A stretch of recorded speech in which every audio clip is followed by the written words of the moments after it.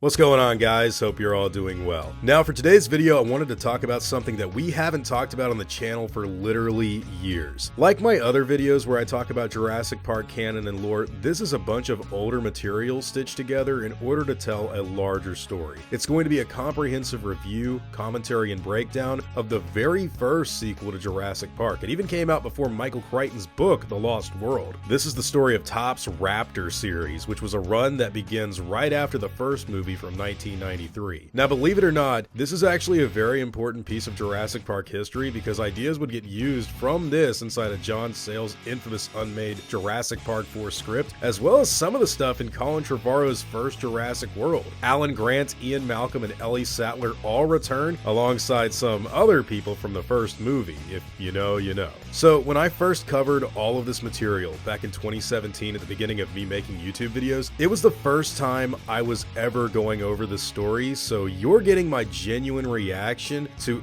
reading all of this as it happens. Anyways, guys, I've talked long enough. Here is the very first sequel to Jurassic Park that you've probably never even heard about. 1 hour of the canon and lore behind the Jurassic Park Raptor series.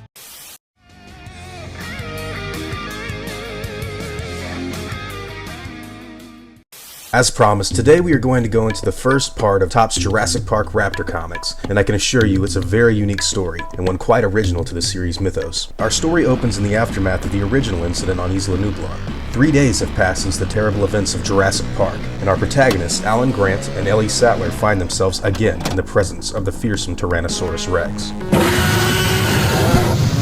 The Rex is in battle with tanks sent in by the US Army, which it's also making short work of. The Army deploys tranquilizing agents against the beast, hoping to stop the tyrant lizard before it kills them all. And there, standing directly in front of the Queen of Nublar herself, is Dr. Grant and Dr. Sattler, patiently waiting for the inevitable. A man calls out to the two scientists after the dinosaurs fall into the earth, scolding them for freezing in fear of the behemoth. Alan assures the man that it was not fear that led them to stand in front of the beast, but rather knowledge of the animal itself. This creature's vision is based on movement after all, and Grant knew it was only a matter of time before those tranks began to take effect on old Rexy. In fact, Grant tells the general leading the operation to immediately administer a stimulant to keep her breathing, as they've already given the Rex too much. They don't want this animal to die, just to be kept under control. An idea Dr. Sattler thinks Malcolm would find rather ironic. The lead scientist helping the Army with this mission, Dr. Fisher, doesn't enjoy Ellie's mentioning of Ian and insists that these creatures demand to be studied. Their capture is necessary for the scientific community, and if Grant and Sattler want to continue climbing the ladder in their respective fields, they'd better be complacent. A soldier interrupts the group to announce the team's lack of any Velociraptor egg discovery. This is good news to everyone, but Grant. Alan knows that most of the animals in Jurassic Park were already breeding, and that any creature that intelligent wouldn't let their nests be easily found in the open, and asks Dr. Fisher to survey the land more carefully to ensure the island lacked raptors. The general finds this idea idiotic, as he recalls the raptors being confined to their pen until the power had been completely shut off. However, Ellie lets the general know that raptors are particularly cunning dinosaurs, as she and Grant even witnessed them opening doors while being hunted. Fisher refuses to continue the search, prompting Grant and Ellie to continue on their own, desperate to find any trace of the animals out there and hoping to destroy any nests they've made. While looking over the ocean, the two finally have time to spend together alone, and for the first time in the franchise, share a kiss on Nublar, before continuing their search for the raptor nests. Grant notices the tide hasn't come in just yet, and that at this far end of the island, caves may be abundant on the beach, caves that would make a great place for hiding one's brood. The pair find an entrance to this unseen area of Nublar and begin their descent into its depths. Quietly and carefully, they push through the wet passages, keeping their guns at the ready and their eyes on the ground looking for tracks, when suddenly a stranger shoots out of the water and into the cave, announcing himself as George Lagawa, hunter and procurer of rare animals, in this case, Velociraptors. Somebody's paying him handsomely for some raptor clones, and he's eager to earn his living. Knocking Alan off balance, Lagawa goes for the gun Grant drops. The scientists run, and Lagawa follows, hot in pursuit of the pair whom he didn't expect to meet down here. Their chase leads directly to... Lagawa takes aim, but the raptor swats his gun away like a fly, protecting her nest from the intruders. Grant throws a boulder, blocking the tunnel off to give them enough time to escape, but the raptor isn't giving up this easy. Lagawa runs, his speed unable to keep distance between his pursuer. The raptor closes in. Lagawa turns and... bullseye. Lagawa looks at his fallen foe and releases another shot into its dying body. The hunter seems confident in his victory, and thinks of the money he will get after he gets the chicks from the nest, when suddenly, his foot experiences the sharp fangs of the mother raptor mawing into him. This prevents Legawa from continuing his chase of the doctors, and after freeing himself, makes his way back to the nest.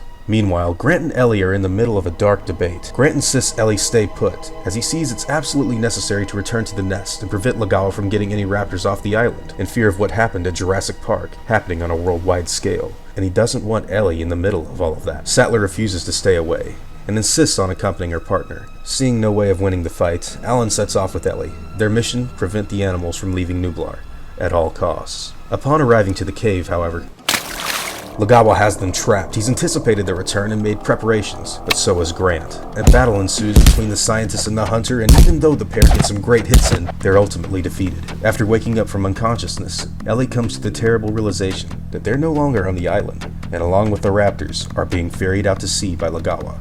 The hunter has won. And that's it! That's the end of the first issue of this Jurassic Park comic series, and a pretty engaging one at that. Now that the raptors are going off the island, anything's possible, and the secret of Jurassic Park seems to have gotten out quicker than anyone would have anticipated, as Legawa's already headed to the island to procure some raptors of his own.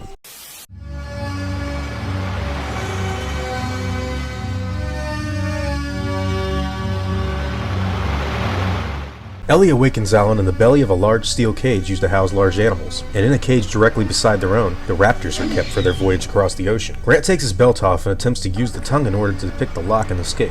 However, in the middle of doing so, the two scientists notice the raptors paying attention to what they're doing, and witness them climbing on the sides of the cage and attempt to pick their own locks with their saurian claws. Lawala enters the room and discovers Grant's attempted escape, humoring him. Grant breaks the tongue of his belt off into the lock and proceeds to argue with the hunter about his lack of respect to the creatures he's dealing with. Lawala knows nothing about Velociraptors and yet treats the situation as casually as normal game. This doesn't worry the hunter as he feels he's dealt with worse before, and sprays the raptors with a canister of sleeping gas before doing the same to the doctors. Before they pass out, Ellie and Alan frantically attempt to tell Lawala about the raptors' attempted escape, but black out before they're able to.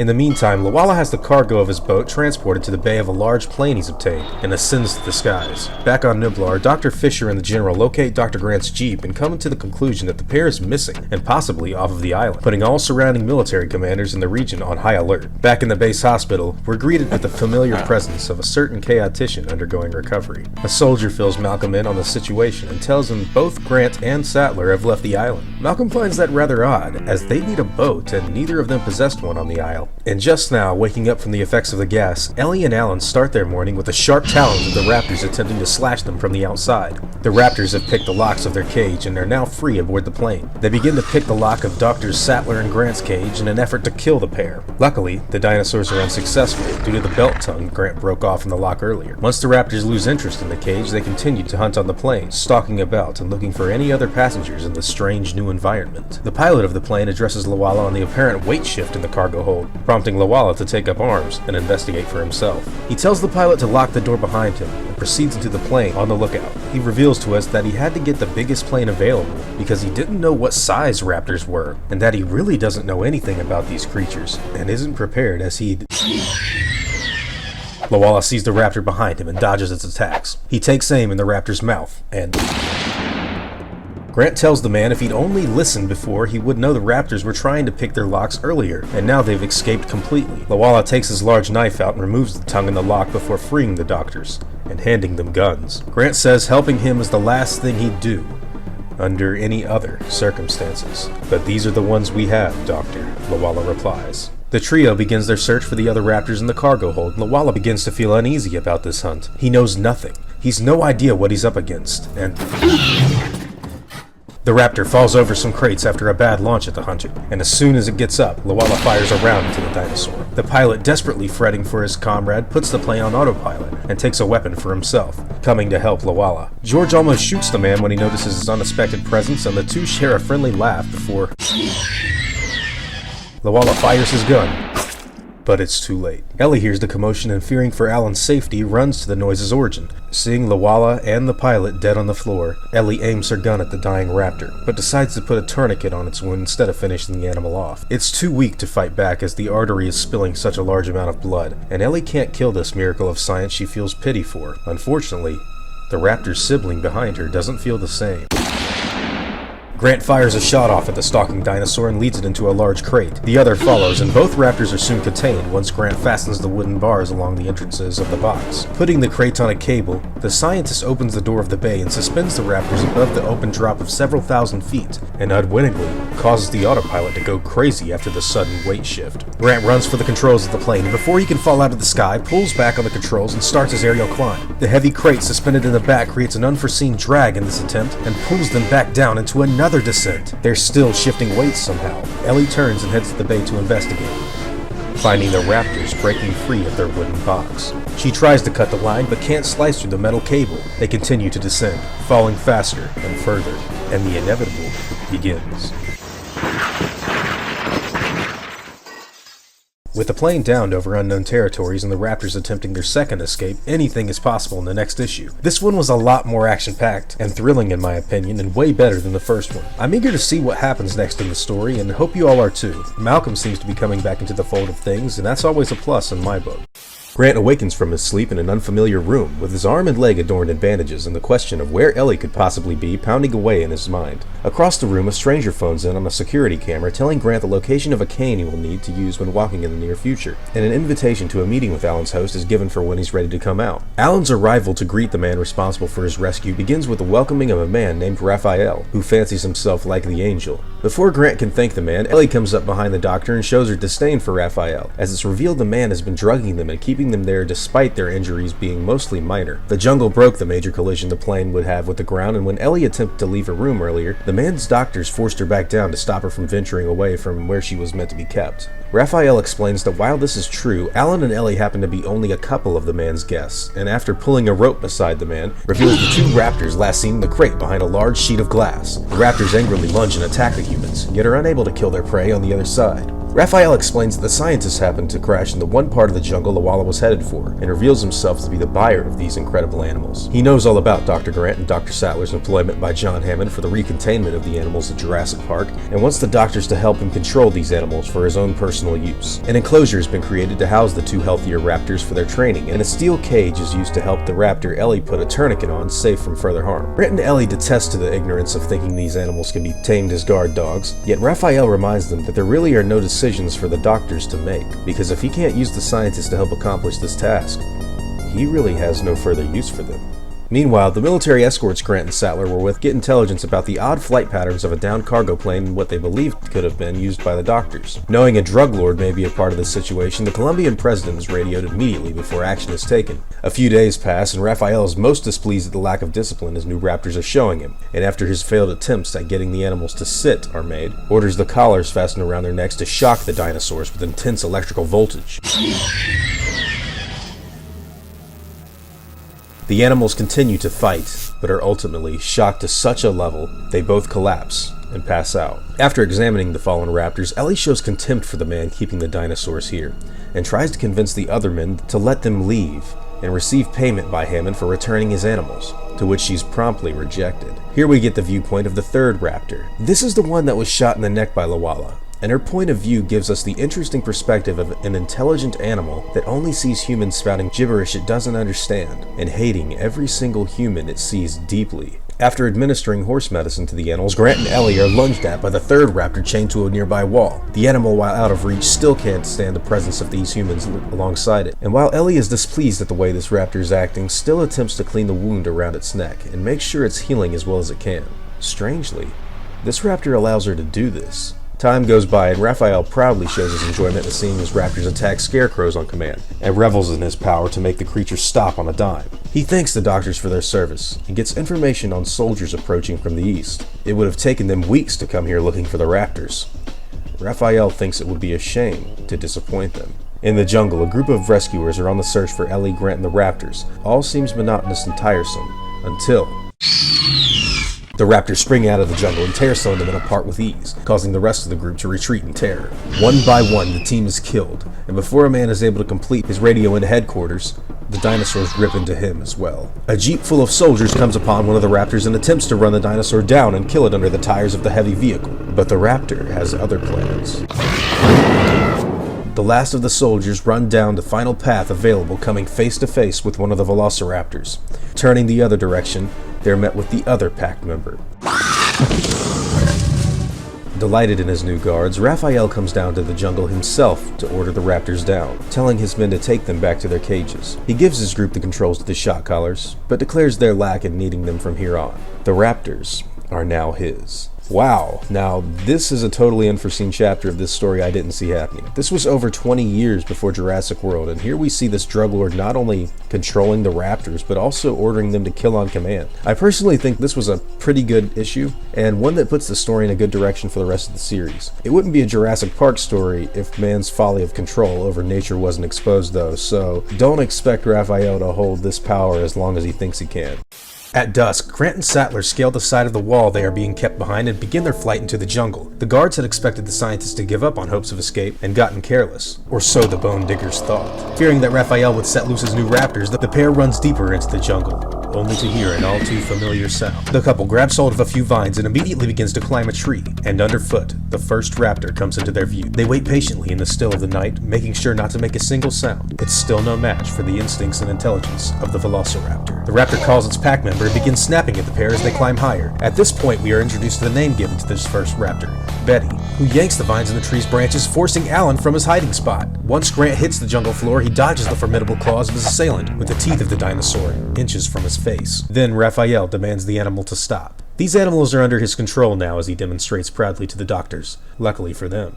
He explains how stupid it was of them to attempt an escape and asks Ellie what name they may have given his other raptor. Sattler begrudgingly reveals that they named the other Alpha, or Alf for short, seeing as the raptor was born a male, and the injured one in the clinic is named Celia. After taking the pair back to their lodging, Raphael asks for a report on the health of Celia to be given by Dawn so that she can begin her own training and join his other raptors. Ellie begins to show signs of breaking under pressure and is only calmed by Ellen's calm demeanor and persistence in finding a way to get out of the situation. In the corner of their current room, Celia views the scientists comforting one another and is noticed by Dr. Sattler. She exclaims this animal will need them now more than ever once its torture begins tomorrow. Ellie again shows signs of despair as she laments the terrible stakes they've been in ever since they went to Jurassic Park, and how the two are deserted with no friends to help them in their imprisonment. Meanwhile, the guard watching the doctors on the video system exclaims that they could all be her friends here, Blondie, making a clear sexual implication in front of his employer. He asks his boss why not, saying they're cut off here in the jungle and have all the drugs they'd need to get her in the mood. This angers Raphael, who pulls his gun on the guard he's employed and pulls the trigger on the man after making the cruel request. Some things Raphael even finds despicable. He orders his other men to take out the trash and feed him to his raptors. They deserve a reward for hunting down Grant and Sattler. Meanwhile, back in Panama Cinecom, Dr. Ian Malcolm demands an update on the whereabouts of his friends. The soldier gives him the rundown that they're more than likely with the raptors somewhere in the Colombian jungle, where the troops have lost contact. Other than that, their intelligence is limited to none. Malcolm exclaims that chaos theory is already in action and that he's going down there himself. The soldier remarks that Ian's been in the hospital for weeks and that he's barely able to walk, telling him that he's not going anywhere, when suddenly a familiar voice shouts his accompaniment with Malcolm on his journey. They should all be destroyed. Malcolm is shocked, as am I, to see Robert Muldoon himself standing inside the doorway, thinking he was dead. Muldoon's response, "Hell, the raptors tried, but I'd raised them. I knew their hunting tricks. Gather your things, Doctor. We have people to rescue." On a side note, I find this reveal incredibly out of left field, and while it is rather cool to see Muldoon back in a Jurassic story, how the hell did he survive? Shouldn't he be like, "Hey man, not enough room on that helicopter or what?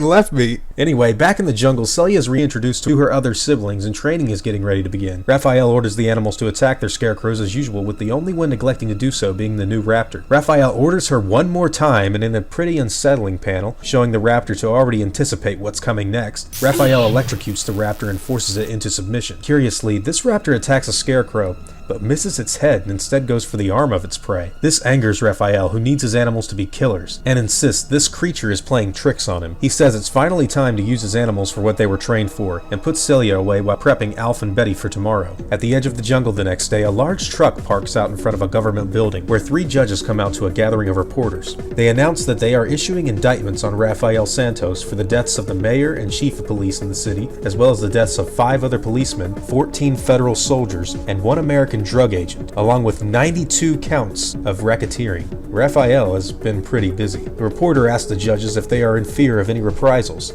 to which the judge rebuttals, "Let him do his worst." Immediately, several armed men file out of the van, firing in the air and releasing the Raptors to attack the men making a public statement. The Raptors kill one man instantly, while another is able to get in a single shot and graze the Raptor's thigh, before being cut across the belly himself. A nervous cop screams for pedestrians to get out of the line of fire before firing his gun at the dinosaur, only to miss and hit the window of a car driving by. The car swerves and runs itself into a power line, causing electrical lines to surge all around the chaos-ridden town, all while Raphael laughs triumphantly in his public display of power. The surge lines produce intense electrical voltage that fills the Raptors with great fear, and also disables the collars around their necks. The Raptors take their leave and Raphael shouts at them, demanding them to stop. He tells his comrade to zap them, but the man cries out that it's not working anymore. Raphael races after his Raptors, who make their way back to their Colombian prison. The dinosaurs viciously attack the guards surrounding the building and begin to strike at the steel doors containing their other pack member, who graciously joins them. Alan and Ellie come into view of the Raptors just before they too are killed, while Celia orders the others to back down from the paleontologists. It seems the Raptors can indeed remember a kindness. Pulling into his base of operations, Raphael gets out of his vehicle and demands the Raptors to stop. When they show their lack of obedience, Raphael delivers shock via their collars that begin working again now back home, only to have the animals bolder and more vengeful now than ever before. The animals ignore their pain and descend onto Raphael like any other prey.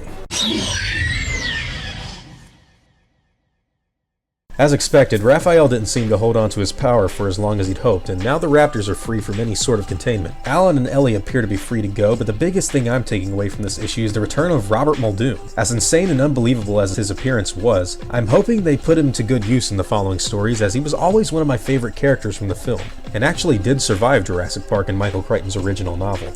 Now we start our story on the hunt in the wilds of Colombia. Pursuing a local jaguar, the three raptors snap at the big cat. They found their prey and begin to engage in a fight for survival with it. Now once the jaguar turns around and decides to fight back, it's promptly swatted away like the inferior beast it is, before being ambushed into a trap set by the three dinosaurs. It's good to be free and wild again. The raptors enjoy their kill and eat the jaguar under the dense cover of the jungle. While these animals were never taught hunting skills by their parents, it seems the instincts of these creatures has left them more than capable of taking down modern game. Meanwhile, back in civilization, Alan and Ellie make their way out of the jungle and frantically attempt to explain their situation to the local authority. They explain their kidnapping by Raphael Santos and the reality that dinosaurs are on the loose in the Colombian jungle as they speak. It's taken them 18 hours to trek out of the forest and into town, but unfortunately, the police seem to not have the greatest grasp on English. Their attempts seem tedious and unsuccessful, until they hear a couple of familiar voices. The pair of scientists turn around and thought Ian may have died in the Panamanian hospital, and were under the impression that Muldoon did indeed die. Malcolm gives the breakdown of his search for the doctors with the help of the American military, and Muldoon hilariously says, "I don't know why everyone thought I was dead." He explains that after Ellie ran to the power shed that he sprang the raptor's trap purposefully to get a better shot at one of them, and that both he and the dinosaur ended up surviving their mutual encounters. He says by the time he got back, everyone else had evacuated, and then he himself was evacuated, only to find out that Grant and Sattler actually went back. Malcolm humorously chalks this up to chaos. He then proceeds to go into a deep lecture on the rules of chaos theory, and the raptor's existence in the jungles of Colombia will undoubtedly have deep repercussions for this modern land. He notes that somewhere, way down at the base of all reality, there is some form of unity, and its absolutism requires the basic knowledge that everything has consequences. Currently, the raptors continue their exploration of the new jungle they've taken flight in, and curiously begin to show signs of sickness. Celia is the only raptor presently not affected by this ailment, which causes Betty and Alf to both collapse. The last raptor ponders what enemy could possibly have done this to its kin, before becoming alerted to the presence of others in the jungle watching her.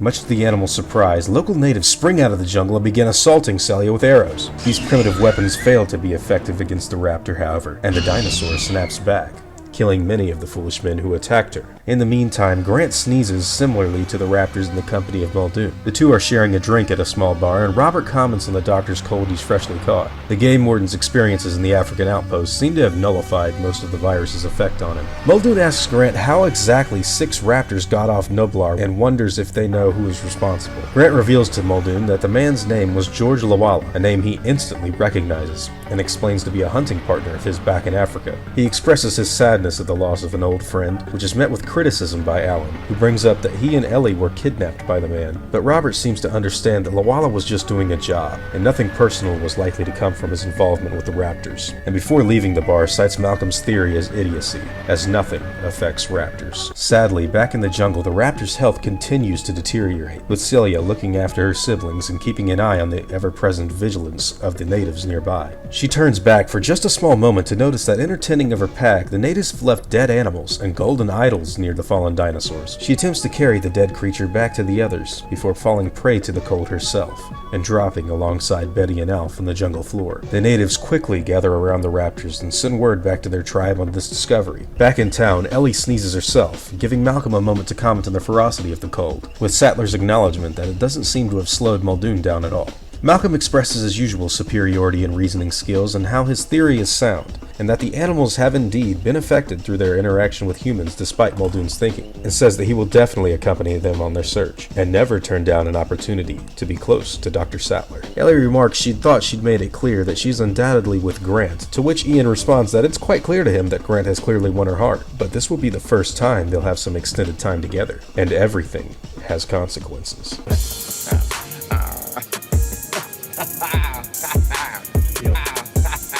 Later that night, a ceremony is put on by the natives in celebration of their new dinosaur gods. They begin to worship the animals and nurture them back to health. With the rising of the sun, the natives attempt to communicate with the Velociraptors they've been praising, but that doesn't necessarily go as well as they'd planned.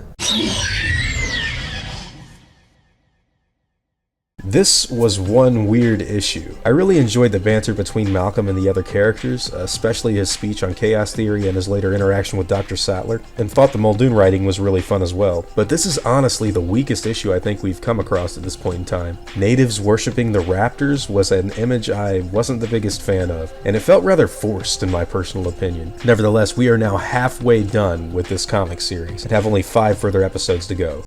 Alan, Malcolm, Ellie, and Muldoon all travel by car in the wilds of the forest in search of their missing dinosaurs. Muldoon takes the time to stop and look over a hill while expressing his hatred for the animals, which seems to have intensified. The raptors have killed his blood brother Lawala, and he's not too happy about it. Alan expresses the importance of containing the animals and not letting this creature go extinct a second time, but the hunter doesn't seem to give it too much attention. Grant and Sattler formed somewhat of a bond between one of the raptors while they were being held captive by Raphael earlier in the story, and it would be a true sin to kill the animals in such a terrible manner after their mutual experiences. Meanwhile, the raptors continue their journey through this new strange land and come across a large cave similar to the one they were born in. We then get an interesting look at the minds of these still young raptors and their views on the world they now inhabit. While they were young, it appears that their mother was keen on teaching the animals to be wary of the dangers of man. What the dinosaurs refer to as the evil hairless apes, specifically Muldoon, would put them all in a cage if they ever found them. And we are shown a humorous image of what the tiny raptors dreamed would happen to them if that day ever came. Unfortunately, that day eventually passed, and the raptors remember it quite vividly as the day they were attacked by the evils of man. Back with our protagonists, we discovered the group has formed a campsite to take rest at night. Alan and Ellie use the downtime to ask Muldoon about his memories of George Lawala, as they only knew him as an enemy, and Muldoon clearly had different feelings. The game warden explains that Lawala and he were both guides in Rhodesia a while back, and actually started off as safari rivals. Some people seem to feel that a black man would know the African bush better than a white, while others took that as being nonsense, and Muldoon says he ended up picking up the business of the latter. Apparently, one day in the bush, George and Robert were shooting bottles hanging from trees, and Lawala ended up shooting the last bottle. After boasting his superiority, Muldoon shot the rope that was hanging onto what was left of the bottle in an attempt to one-up the man, and this seems to have led into a fist fight. The two ceased being friendly rivals that day and became fierce enemies, until both men left a bar one night. At the same time, a rogue lion invaded their local village. The lion had Muldoon flat on his stomach, pinned to the ground, and without hesitating at all,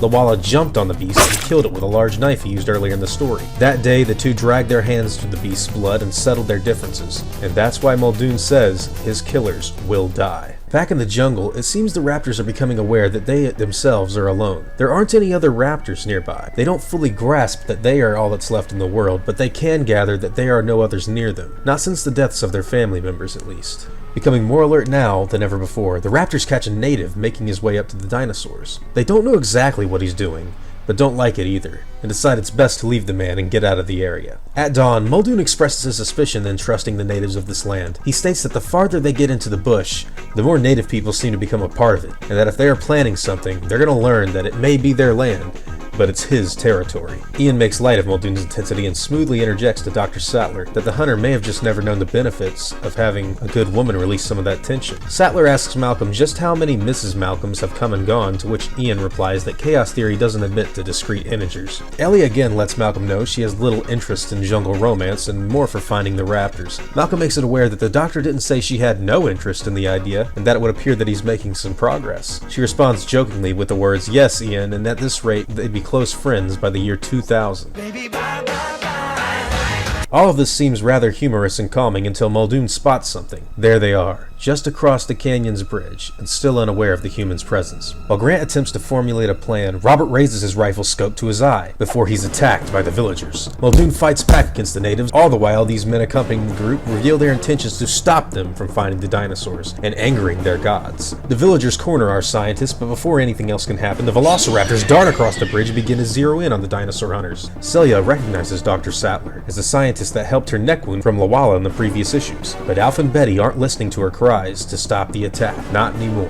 Betty begins to pounce for Ellie, and Alan lowers his gun and rushes over to Dr. Sattler, saying he had no choice. He laments the death in light of their situation, but this leads to Muldoon's suggestion of going ahead and killing the other two while they all still have the chance. He's quickly sucker punched by one of the natives for his words. The natives stop and bow to the raptors in this time of urgency, letting the animals know that they are on their side and against the others. The Velociraptors understand little outside of the pale apes being the ones attempting to kill them, and the brown apes being the ones that have tried to stop this from happening. Their only reality is the death of their sibling. Now they are down to only two. The raptors race across the other side of the canyon and cut the suspension lines holding its bridge in place. Without a method of pursuit, Muldoon lets the others know they're going to need to order helicopters once they get back to the village, and the raptors continue their journey deeper and deeper into the vast jungle of this strange new land. Now that was a bit unexpected. With only two raptors remaining, the story seems to be winding down into a chase to make sure the animals are either killed or somehow transported back to Nublar. This issue was a bit better than the last in my opinion, but I really think the raptors' dreams were a bit out of place. Still, this is a comic book, so I understand the appeal they have to at least attempt with the younger audiences. Hopefully the statement about helicopters wasn't an empty promise by Muldoon, and with any luck, we could be in for some really exciting action sequences in the future. All in all, I think this issue was just okay enough to pass as a good part of the story. Hopefully you all enjoyed it as well. After running all night in an effort to put distance between them and the humans, the raptors stop to rest in the dense jungles of South America. The memories of their killed kin come rushing back to the animals in this brief moment of relief, and the realization that there are now only two left in the world is a reality they must accept. In the air above them, Malcolm, Grant, Sattler, and Muldoon are searching for the raptors via helicopter with little success. It becomes clear that they are not alone in this rainforest, though. We're guided through the binoculars of a separate character in this vast paradise, one who seems to be closely observing a gorilla of all animals. The gorilla stops after picking up a new scent and descends into the jungle to locate its origin. Celia and Alf come into view only 500 yards ahead and stop immediately once greeted by the fierce aggression of this ape. The raptors split up and assume flanking positions. An attack comes from the front, but it's just a distraction. However, the gorilla is far more formidable than the humans they're used to. The gorilla retreats, and is quickly followed by its jungle observer. High above in the sky, Muldoon is shocked to see a gorilla running around in the rainforest. Everyone on the team seems intrigued at the oddity of seeing an African animal roaming one of the Americas, and decides to land their helicopter and investigate, telling the pilot to head back to base and refuel. Malcolm's usual sarcasm and subtle humor seems to annoy Muldoon, and Alan Grant attempts to defuse the situation with some logic of his own about the predicament they find themselves in. Malcolm lingers back and tells Dr. Sattler it's nice her boyfriend stood up for him. Sattler laughs at the thought of calling Grant her boyfriend, to which Ian attempts to find a new name for. Main squeeze? Steady? Swain? Flame? He asks. Her response is quickly given as being somewhat redundant and a waste of time. Alan begins to notice these advances, and asks Ian if he's interested in talking some sense into Muldoon. Of course, the chaotician takes advantage of the situation immediately. Grant then shares his uncomfortableness with her hanging around Dr. Malcolm and asks if he's done anything she would object to. This causes a dispute between the pair when Alan brings up the raptor he killed to save her life, and if it bothered her. She of course lets him know this isn't the case and makes it abundantly clear that he is indeed her flame. Finally, Muldoon comes upon the area they saw the gorilla. While observing this land, Ellie is grabbed by the beast and lifted into the trees. Muldoon opens fire, much to Grant's displeasure, but Robert assures the doctor he's only firing off a shot to scare the beast and isn't going to hit Dr. Sattler. Grant calls out for Ellie desperately in the middle of the forest until the trail is lost, and the doctor is nowhere to be found. Elsewhere, the raptors have begun their ambushing of a small jungle animal, and while they eat their kill, they are observed by the same gorilla watcher from earlier. This viewer has some apparent background in animal communication, and deduces the raptors to be signaling signs for happiness, trust, and peace. It's revealed that these two seem to be starting a courting ritual, and while the two dinosaurs descend into the deep bush, the observer's theory on the animals mating appears to ring true. All the way in California, we are taken to the corporate headquarters of InGen and meet up with John Hammond. Hammond is accompanied by a man named Edgar, whom he's employed. They believe that the theft of the raptors and Hammond's visitors was bankrolled by their rival genetics company, Biosin, the same people responsible for Dennis Nedry's embryo theft and subsequent chaos in Jurassic Park. Hammond has let their attacks go previously unchallenged because his project was supposed to be kept secret, but now he feels these repeated assaults demand an answer, and he wants Biosin to feel the same type of pain he is feeling, and says there is hunting to be done. Back in the forest, the two raptors are forced awake by the loud presence and challenge of the same gorilla. After putting Ellie down, the animal assaults the raptors and comes close to killing them for being in his territory. The raptors begin to viciously tear into the beast, however, and begin a new strategy. The raptors inch closer to the ape and flank him from the front now instead of the side. This unusual behavioral shift surprises the gorilla, and as soon as it takes one step back, it learns the hard way that the dinosaurs have positioned him to descend down the side of a steep cliff. After the gorilla is taken care of, they quickly run back to search for Ellie, but are left fruitless in their pursuit, as she's already ascended a higher tree in the midst of their battle. Fearing any more trouble, the raptors depart this dangerous place and journey even deeper into the jungle. Grant and the rest of the team make their way to the site of this battle and are quickly relieved to find Dr. Sattler unharmed. She and Alan have a reunion that he deeply appreciates. The raptors continue their trek in the jungle until they are greeted by the large whirling blades of a helicopter. The observer jumps out of her transport and begins to motion hand signals to the dinosaurs. Somehow, these raptors understand these gestures made by the woman. Peace and trust, and for the first time, the animals actually don't attack the new human they've just met. These issues keep getting weirder and weirder. I'm really interested in learning where that gorilla came from and how it got in the middle of the rainforest, and I'm also taking a lot of interest in seeing what Hammond wants to do in retaliation for the attack that was made against Jurassic Park. The raptors mating is something I was expecting to happen a few issues ago, and even if the dinosaurs are obvious siblings, it seems life is still attempting to find a way, despite the setbacks these creatures have had in their struggle for survival so early on in life. I'm genuinely excited to see where the series goes from here, and hope you all are too. The old woman gestures hand signals to the raptors in what appears to be an attempt to communicate with the beasts. The raptors don't seem to be backing down from the woman, and the two men on board her helicopter aren't taking a liking to the situation. Her name is revealed to be Dr. Belvedere, and the men inform her that they'll shoot the raptors if they have to in order to prevent her from being attacked. She reassures them that it will be unnecessary, but as soon as she's done speaking to the raptors, they lunge at the doctor and the men raise their guns. She demands them to back down and continues to motion her hand signs of peace, and remarkably, the animals begin to do the same. The two men can't believe what they're seeing, as even though Belvedere is the world's leading expert on animal communication, no one has ever attempted this with dinosaurs before. She learned everything there was to know about gorillas, and brought one to the Amazon in an effort to learn more about the apes than previously known. The men go into a private discussion now about the state of their personal affairs. They haven't been doing any work on dinos since they hired that fat guy to steal embryos from Jurassic Park, giving us an all too familiar clue as to who these men really are. Across the globe, we travel to Biosin. Night has descended upon the genetics company, and secret forces accompany it under the cover of darkness. Once the men enter the area, they scale the wall and leave behind a timed device set for 60 seconds on the roof of the complex. Unfortunately, the men are caught in their flight from the building, and a firefight ensues between the Biosin security forces and these unnamed trespassers. The clock continues to count down, the battle rages, and lives are lost. One foreign invader shouts for his comrades to get down, but the words register too late for the defending side to react. The men take their wounded and make their way out of Biosin's territory.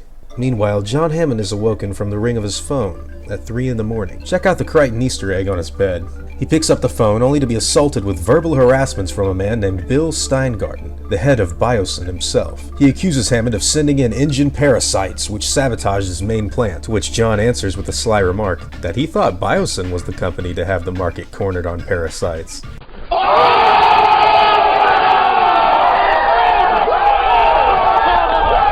Hammond yawns and asks if Bill lost anything valuable in the attack, and Steingarten replies that he damn well did, but that's nothing to reveal to John at this point. 6 guards died in the battle, and Bill calls this a terrible tragedy. Oh, genetics seems to be a more dangerous business as each day passes, Hammond responds. Why, he himself just had a nature preserve in Costa Rica get repeatedly sabotaged. He tells the man to sleep tight, and folds his hands behind his head, quite content with life. Back in the Amazon, Dr. Belvedere seems to continue to work with the Raptors with little opposition. She realizes that Celia is carrying eggs, yet is greeted with a warning snap from Alf, who doesn't fully trust these pale apes touching their kind. The doctor slaps Alf back on the nose, which causes the Biosin troops to become understandably shocked at such a move. Alf rears up and takes a defensive stance, unsure of how to proceed, but the doctor is able to signal peace again, and let the animals know her standing amongst them is not hostile, and simply social. Celia then begins to venture further into the tree line of the jungle and, interestingly, begins to make a nest. Alf watches the humans cautiously while she does this. The 2 men discuss their admiration of the woman and say if they were ever in a war, they'd want her on their side. They then get a ping from their superior, who happens to be Steingarten himself. Bill asks if these 2 men, now named Charlie and Ross, if they still have intel on where Injun's people are in the jungle. They of course confirm their knowledge, and the commander orders them to wipe them all out, and to get ready for a new man to take charge of the area. The men tell Belvedere they have to leave, and asks if the Raptors will be fine while they fire the helicopter up for liftoff. She assures them that it will be alright, and the men take off for their grim mission. Elsewhere, Grant and the others continue their trek on the lookout for the Raptors. Ian becomes noticeably sick though, and Ellie shows concern for the chaotician. Grant jokingly implies to Muldoon that maybe they should radio the chopper and get him out of the jungle in order to stop his current fever, but Malcolm assures him that he'll be just fine. Ellie takes Malcolm by the arm and promises to walk with him in their trek just to keep his spirits up, much to the disapproval of Alan. Muldoon and Grant ponder this oddity before they are assaulted with gunfire from Biosin's chopper. Alan asks who the hell that is, and Muldoon fills him in on Biosin and their rivalry with Injun. The group duck down underneath the cover of the jungle after intense gunfire rains over them from above. When the shooting stops, Grant assesses the damage and asks if everyone made it, with Sattler questioning where Robert could be amongst them. Muldoon answers this question with a simple assurance he'd be back in a minute. Biosin's forces search for the doctors below and only find Muldoon standing there, alone, challenging the men to make their move. Gunfire then starts to assault the ground underneath Muldoon, until the hunter's aim gave the back rotor of the chopper a direct hit and sends the flying vessel falling down to the earth in a violent crash. The scientists applaud Muldoon for this victory. Ellie says that if they survive, they certainly won't mess with them again, while Grant thinks that taking them captive as corporate POWs would make better sense. Robert just says that he'll be back soon. Charlie and Ross dart out of the jungle and evade the explosion the helicopter's just been engulfed in. The men lament that it's going to be a hot and thirsty walk back to Belvedere without any of their supplies. Muldoon's voice is heard from the bushes ahead, reassuring them not to worry about it. The men assault the bushes with bullets, but it's going to take more than blind shooting to put Muldoon away. The men search the jungle for any sign of the hunter, when he suddenly jumps out of the tree over their heads and holds one of them hostage with his knife. He tells the man that if he shoots his buddy, he'll get another chance. The troop eventually does just that, and Robert orders his hostage to drop the gun, which scares the man into uttering the words, "But you said..." Muldoon said he'd give him another chance. And he is. The troop points out that his enemy still has a knife, but Muldoon tosses it aside, makes it known that this combat will be held man-to-man. As soon as it's dropped, the last Biosin warrior lunges at Jurassic Park's game warden and declares him to be too old for that kind of stuff. Muldoon responds with a simple, maybe.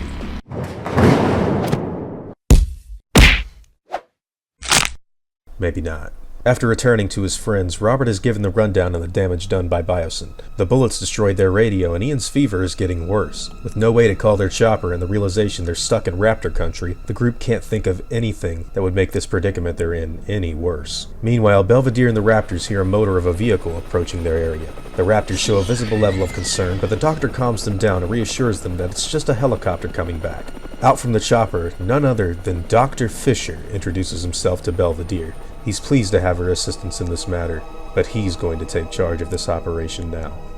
Now that was a really good issue. I was beginning to wonder if Dr. Fisher was just a throwaway character they created at the beginning of the arc, but it's so satisfying to see them reintroduce him this far into the story. The fighting Muldoon took part in, as well as the corporate battle between Biosin and Injun featured earlier, was excellent, and all in all, I really think this is my favorite part of the story so far. Previously, the second issue was the one I really enjoyed, but now I can't understate how much I appreciated this part of the story, and how original and fun it was. Hopefully the last few issues will continue to be this awesome. Now we last left off with Robert Snap-Your-Neck Muldoon taking out some of Biosin's forces, and Dr. Belvedere being greeted by none other than Dr. Fisher himself. We continue our story in a dark world, with the image of 2 tyrannosaurs wandering through its barren wasteland. From the distance, a gigantic flock of Velociraptors seize the Rexes and begin an assault on the huge beasts. The tyrannosaurs kill many of the raptors, but slowly and surely, the larger animals are overtaken by the smaller predators, and eventually, both tyrants fall to the awesome size and strength of the savage Velociraptor pack. It's a beautiful dream for the sleeping Celia. Belvedere goes over the complexity of the female's hormones during her nesting stage, and how the dinosaurs are more than likely being overtaken with racial memories, which gives them a sort of contact high. Fisher is quite impressed with her work and is enjoying his time with the Raptors. The doctor was a man invited to assist in the recovery of Jurassic Park, and has since been employed by Biosin. It's revealed that InGen didn't like Fisher nearly as much as Drs. Grant and Sattler, and after dismissing the rogue scientist, he eventually went to the head of Biosin himself, Bill Steingarten, and began work to locate Hammond's Raptors from there. Belvedere herself is working for Biosin, but her aspirations are only to study the dinosaurs, and wants nothing to do with Fisher himself. The paleontologist walks further away from where Belvedere is staying with the Raptors, and comes across some fellow Biosin agents building a perimeter wall around the dinosaurs. Now, unknowingly trapped in the jungle, these Raptors aren't getting away as easily as they have before. Elsewhere in the jungle, Malcolm is continuing to show signs of his fever getting worse. Muldoon suggests that the only hope for the doctor to be the aid of local natives here in the rainforest. Even if it is just herbs, anything is better than nothing. On their trek to find the village, the chaotician is attacked from behind by a large jungle predator. The jaguar pounces on his back and slashes the man across the shoulder, before being blasted by Muldoon's gun. Ellie uses her shirt to stop the bleeding and laments that they may get out of the jungle, but she may have to be naked. Muldoon insists that the group keep moving, and reassures the team that their odds of survival will indeed shorten if they give thought to any useless distractions. Luckily for them, they do come across the local village just short of where the jaguar attacked them. Muldoon, as usual, takes charge and communicates with the natives through a broken understanding of Portuguese and Spanish. They are without a radio, yet do offer to provide a doctor for Ian. The chaotician humorously only has Ellie on his mind while they carry him to receive care, telling the natives he remembered her saying she was going to be naked back there, and that the locals need to stay away from her because she's his. The group acknowledges that the jaguar attack has made his condition worse, and Ellie recommends someone staying behind at the village to make sure he remains safe. She asks Alan if he'd like to stay back, but the scientist can't fathom having her in more danger alone with only Muldoon to help her in the jungle. He has more experience out here and tells her to stay put while they get back to civilization. All the while, Ian's fever begins to worsen, and hallucinations begin to overtake his mind. Back in California, John Hammond is interrupted by Edgar, one of his trusted aides. Hammond asks if it has anything to do with the unauthorized raid Edgar started on Biosin without his permission, and while Edgar admits that a retaliation is more than likely, and it's odd that it has yet to happen, that no, it isn't about the corporate battle. He gives Hammond the rundown on Muldoon's disappearance, as the radio they've been using to communicate has gone dead, and expresses concern about the well-being of the scientists. Hammond orders all available copters to search for them and to spare no expense, and so InGen sends out teams of people to locate and rescue, if necessary, the people employed by John Hammond. They comb the jungle searching for anything out of the ordinary, and one of them stumbles across an odd patch of greenery that doesn't quite look right. It becomes clear to the pilot that this is in fact a camouflage cloth amongst the trees. He lowers his chopper amongst the foliage and gets the rude awakening of Alf leaping toward the glass of his vehicle. He tilts away just quick enough to miss collision with the raptor and picks up his radio in an effort to communicate back to base and let them know that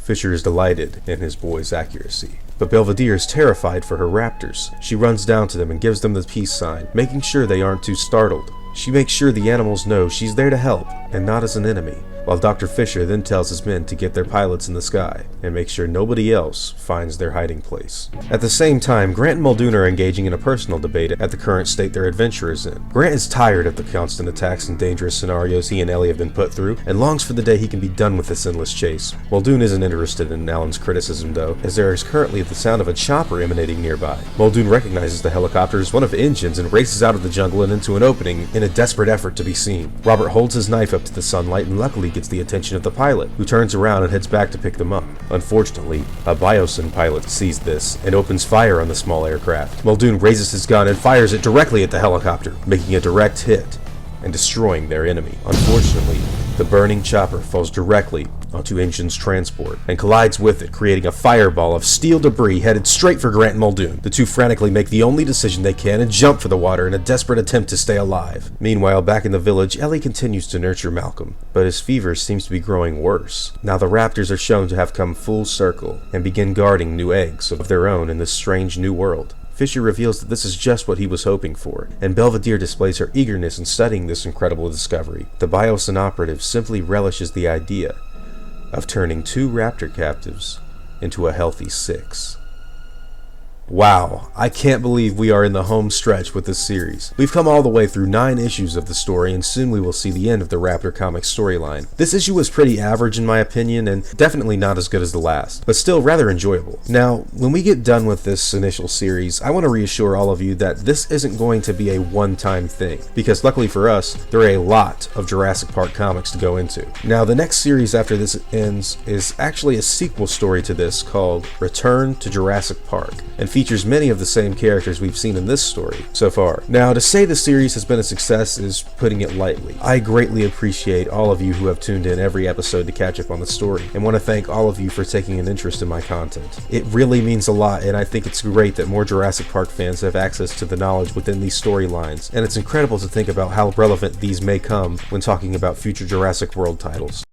The faint noise of eggshells chipping can be heard in the raptor nest. It's finally time for these little dinosaurs to enter the world and meet their parents, Celia and Alf. Life, indeed, has found a way. Dr. Belvedere observes the creatures from a distance and watches their behavior change from aggressive to docile as soon as the first egg hatches. She can't believe how blessed she is to witness what no human being has seen before. She will be the first to watch these dinosaurs discover their instinctual parenting abilities, and the first to see these little dinosaurs grow with adult supervision. Dr. Fisher promised her a position as the head keeper of Biosin's new dinosaur park. The man comes up behind the elderly woman now, telling her it's time to leave. She doesn't want to part with the raptors, but realizes that Fisher is in charge of this operation now, and what he says is absolute. They both walk out of the perimeter wall Biosin has constructed to keep the raptors trapped in, while Alf and Celia tend to their chicks. An odd thought presents itself to the new father while rearing his children. Where were the apes?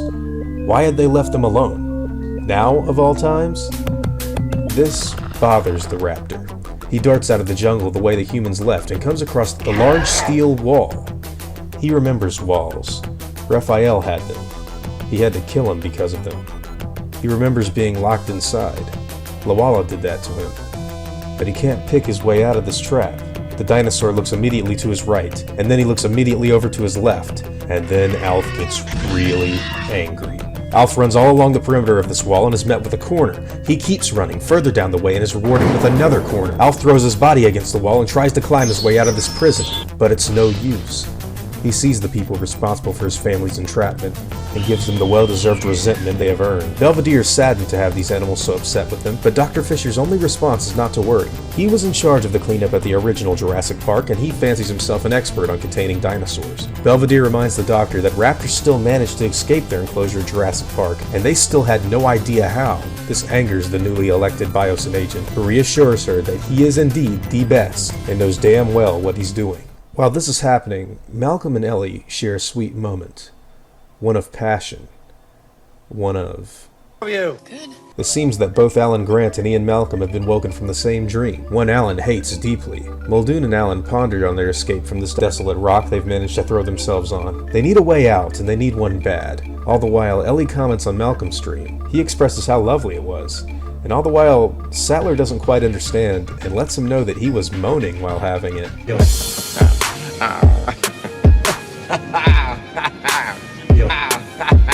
The doctor thinks that Ian's fever is gone, and Ellie lets the chaotician know that she's been butting heads with the natives, making sure he got the best care. This prompts Malcolm to comment on such commitment. Dr. Sattler says she'd do the same to any of her friends.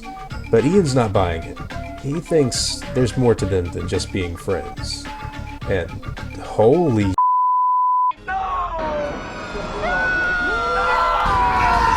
Ellie hates what she's done.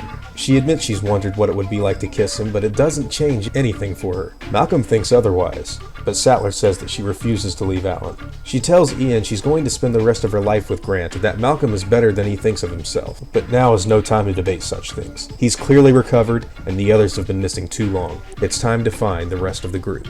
Back in California, Edgar fills Hammond in on the downed helicopter. This makes Hammond even more anxious, and he demands that every one of his people be found safe and sound, and that Steingarten will pay for putting his friends in harm's way. He is unfortunately in the middle of corporate politics, and has to attend an awards ceremony for the Biosin CEO. Back in the jungle, Alf is seen returning to his family and motions Celia to leave and attend to something while he watches the young. The guards put on duty to surveil the raptors don't pay attention to the animals as well as they should. They've just now spotted Alf again, and for some reason he looks unusually dirty. While this is happening, an engine chopper lands by the native village and desperately asks where the doctors have gone. One of the locals fills him in on the whereabouts of Sattler and Malcolm, and the pilot makes his way to pick them up.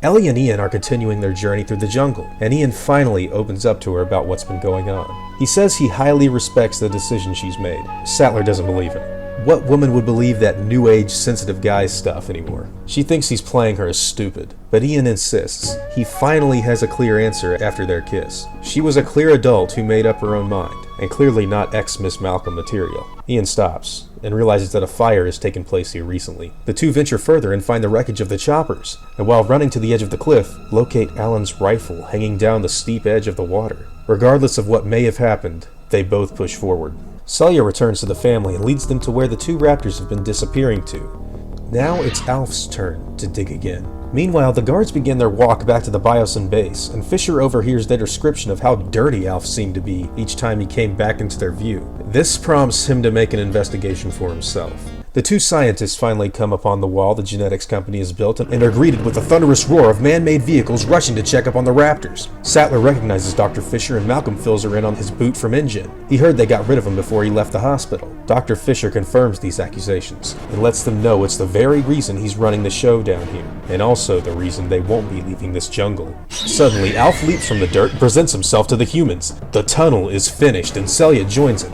Fisher orders all Biosin agents to fire on the raptors and scientists, much to the dismay of Belvedere. Ian pushes Ellie out of the way and the assault begins, but Alf and Celia have become all too familiar with men and their murderous ways. Alf corners Dr. Fisher. He screams for Belvedere to tell him the sign for friend. He begs and dies. Alf and Celia turn their attention now to Dr. Belvedere. She motions the friend sign to the dinosaurs. She tells them she's never attempted to hurt them. She declares her true love for all animals. It's all she's lived for, and wants the dinosaurs to be happy and to raise their family. She is their friend.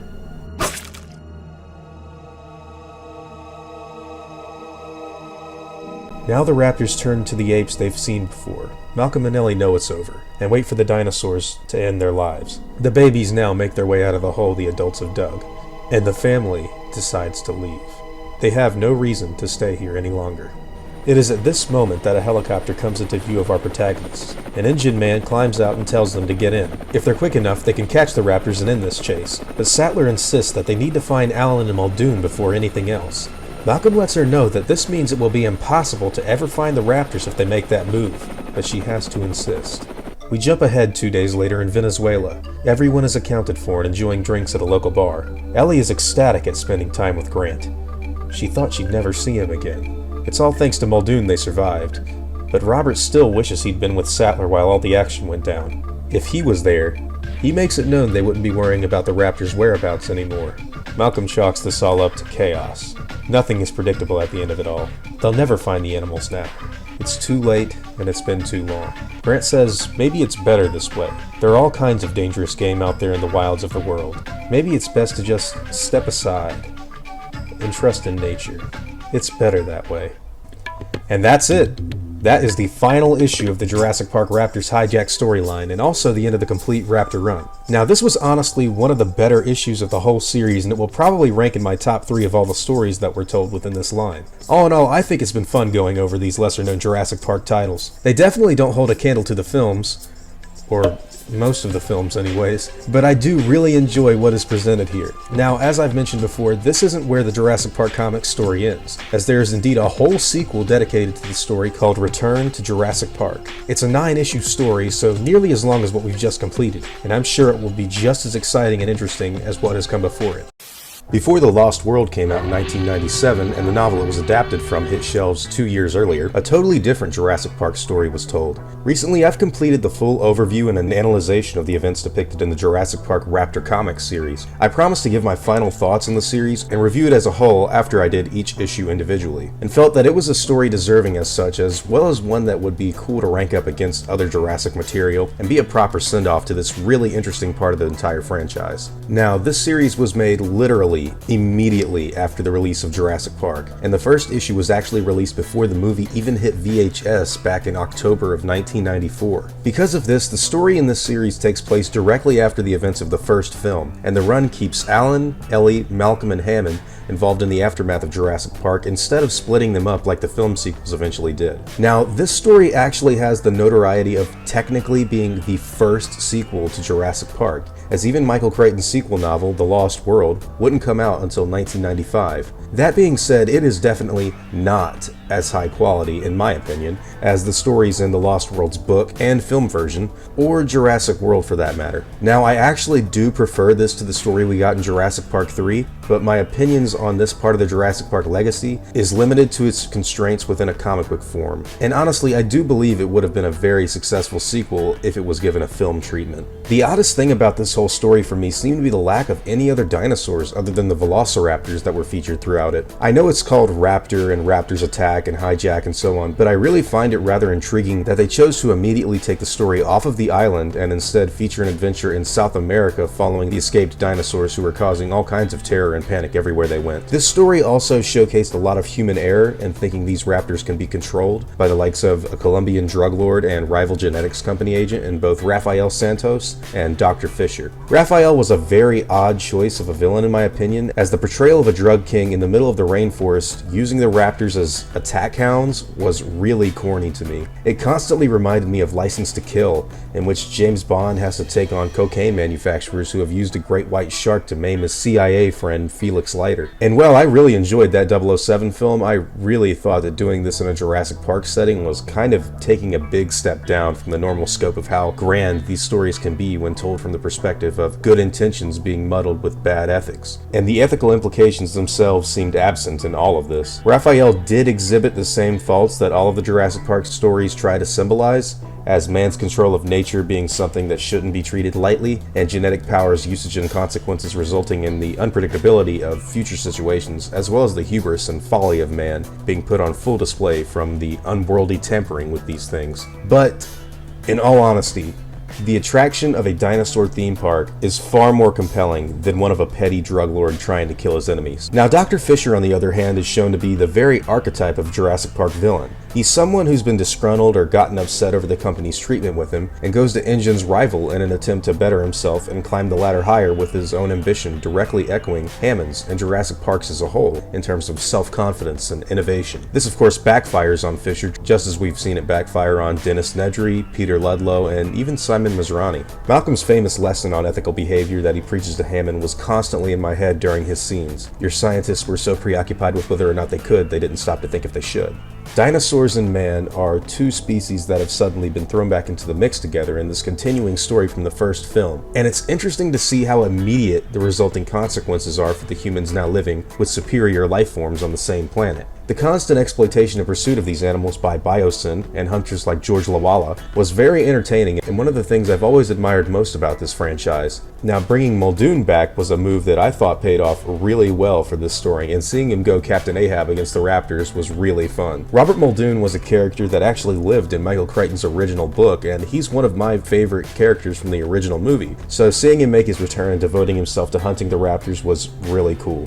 Now, Malcolm's constant flirting and romantic advances made on Dr. Sattler were actually something I didn't expect at all, and when it finally leads into the two kissing in the final issue, I was actually shocked. That is something I never thought I would see happen, and it didn't even occur to me to even be a possibility after Ian became aware of Grant and Sattler's relationship during the middle of Jurassic Park. It's so weird to see where these old stories lead after having seen The Lost World and Jurassic Park 3. Now, of course, the run also introduced us to several ideas that would later become used in Jurassic World, albeit quite differently from what is shown here. However, I think it's important to note that both instances are the only known times that Velociraptors are given names in the franchise, outside of Lex naming the baby raptor Clarence in Crichton's first book. Betty, Alf, and Celia go on a long and wild adventure throughout the Amazon, dodging containment by humans like Santos, and running from hunters like Lawala and Muldoon. And the Raptors themselves become somewhat of their own characters, similar to Delta, Charlie, Echo, and Blue in Jurassic World. Being as big of a Jurassic nut as I am, I saw the inbreeding between siblings Celia and Alf early on in the plot, once Betty had been killed, as the only way that this species would survive.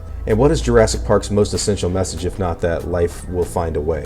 The overall narrative leading to South America is actually one taken from the ending of the original novel, where it's shown that animals have been destroying lysine-enriched crops and making paths throughout the mainland, basically hinting that the dinosaurs have indeed migrated off of Nublar and are thriving in the wilds now alongside man. This is an idea that I am confident we will see in a future movie, and one that I can't wait to see on the big screen, but kudos for Raptor Comics for tackling it first. Dr. Belvedere was probably my second favorite of the new characters created for this run, behind George Lawala, and even though her death surprised me at the end of the story, and was unexpected to a few of you as well, I have to say I was quite satisfied with it. Her death by the Raptors is the very embodiment of what this franchise has always warned its audience about, and the chaos that ensues once mankind thinks control over the species we've brought back from the grave is possible is really poetic and something I think every Jurassic Park fan can identify with. The issue that harkened back to King Kong with the gorilla fighting two velociraptors reminded me heavily of The Lost World and all of the subtext and visual representations seen in the second Jurassic Park film to its dinosaur movie predecessors, and it was a fun departure from the usual hunt for the Raptors that was going on throughout the whole run. All in all, I thoroughly enjoyed this comic series, and although it isn't quite as good as some of the other Jurassic Park stories told in films, games, and books, I do really think it's well made, and one that I guarantee would have been successful if turned into a film. The only issue I believe audiences would take with it is the lack of other dinosaurs to see outside of the rare Tyrannosaur, and children would likely frequent this outing less than the first. It also may not have received as high praise due to its drug lord villain being more copy and paste than usual Jurassic Park baddies are, but hey, who knows. I enjoyed this series and hope you all did too. Personally, this is how I think the series holds up in terms of issue to issue, and these are my final thoughts on the run. Now, I hope you all enjoyed this discussion and review of the series overall, and if you did, I'd appreciate it if you left me a like. I'm curious to hear what you all would rank the series as issue to issue like I've done here, and how good you think the comics were compared to the other stories we've seen as an initial sequel to Jurassic Park. Now before I go, I want to thank everyone that's helped me build my channel over the years. I'd also like to thank every one of you guys who've watched my stuff. You've all been extremely cool to me. If you enjoyed the video, I'd appreciate a like and hope that you'll consider subscribing. God bless you all, Christ is King, see you guys in the next video, and as always, take it easy.